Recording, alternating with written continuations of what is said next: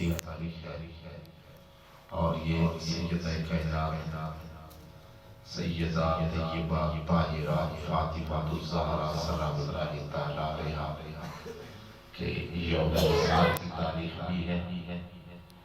آج ہی کی تاریخ کو سیدہ کائنات انتقال کربلا ہوا۔ آج ہمارا تیسرا درس چل رہا ہے۔ کائنات گراں نے ارشاد فرمایا یا ایھا الذین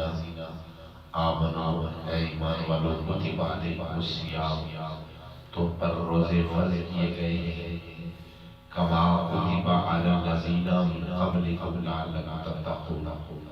جیسے تم سے پہلے پر روزے فرض کیے گئے تھے تاکہ تم متقی بنو، پرہیزگار بنو، اللہ سے ڈرنے والے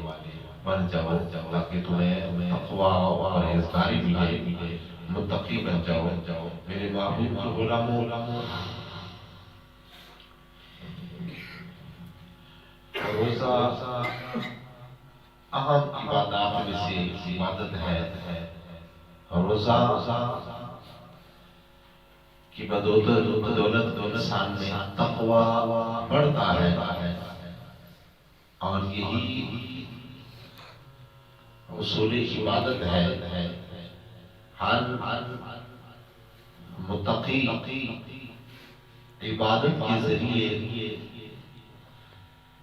آگے بڑھتا ہے اور اللہ کے قریب ہوتا ہے، اللہ کا قرب حاصل ہوتا ہے۔ متقی اس کو کہتے ہیں جو اللہ سے ڈرنے والا ہو، جس کی آنکھ میں حیا اللہ کے خوف کی وجہ سے ہو، جس کی زبان میں بھی جب بولے تو اللہ کی خشیت اس میں نظر آئے۔ اللہ کی خشیت کیا ہے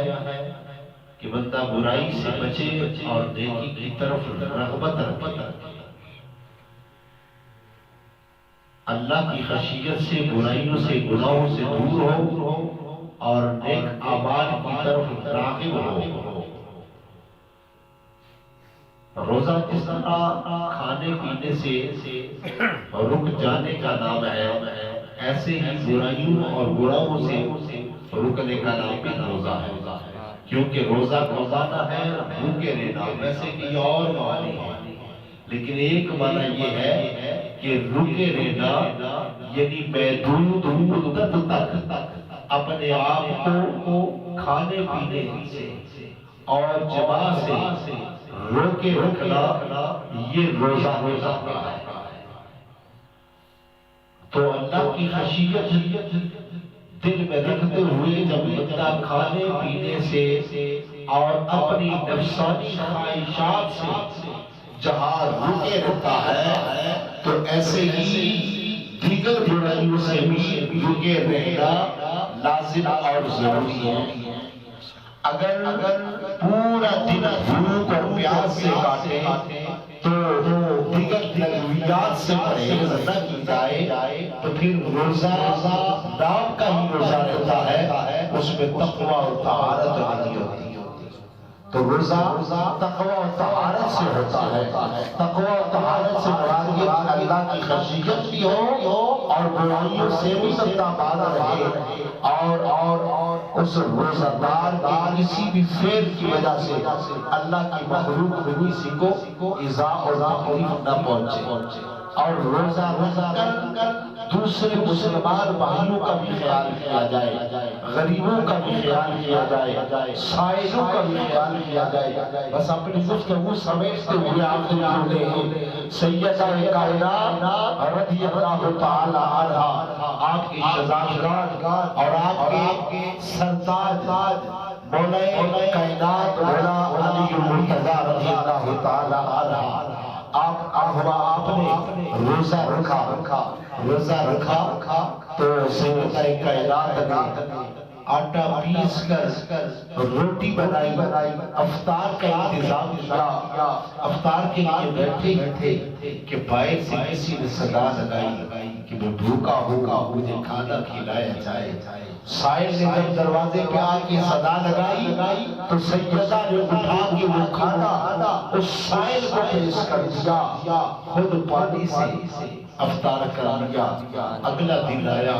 اگلے دن بھی ایسے ہی ہوا، تیسرا دن آیا، تیسرے دن بھی ایسے ہی ہوا۔ میرے محبوب کے غلاموں، امام الانبیاء علیہ السلام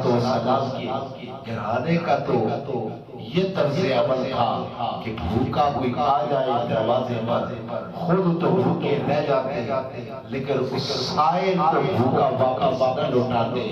ہمارا تو حال یہ ہے کہ ہمارے گھر میں بنو اشیاء موجود ہوگی لیکن ساتھ غریب اس بیچارے کو ایک وقت کی روٹی میسر نہ ہوگی، تو جو اس کے ہاتھ میں منہ کا نوالا ہوگا،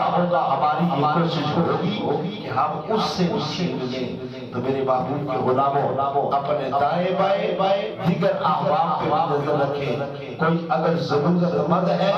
اس کے ساتھ معاونت کرے، کسی کے گھر میں اگر 2 وقت کی روٹی نہیں تو اس کے ساتھ تعاون کرے، یہ ہم سب کی ذمہ داری ہے، کیونکہ یہ مہنگائی کا پرفتن دور ہے، اس میں ہر ایک اس طرح نہیں کھا سکتا، ہر ایک میں وہ سنگت نہیں کہ وہ اچھے طریقے سے کام پی کے روزہ رکھ سکے۔ تو میرے محبوب کے غلاموں، جب بندہ کسی ایک روزہ دار کا خیال رکھتا ہے، اس کو روزہ مزدار کراتا ہے، امام الانبیاء علیہ السلام نے اس کی بڑی فضیلت بیان فرمائی ہے۔ کل انشاءاللہ تعالیٰ اس عنوان پہ گفتگو کریں گے، وقت کے دامن میں گنجائش نہیں، وما توفیق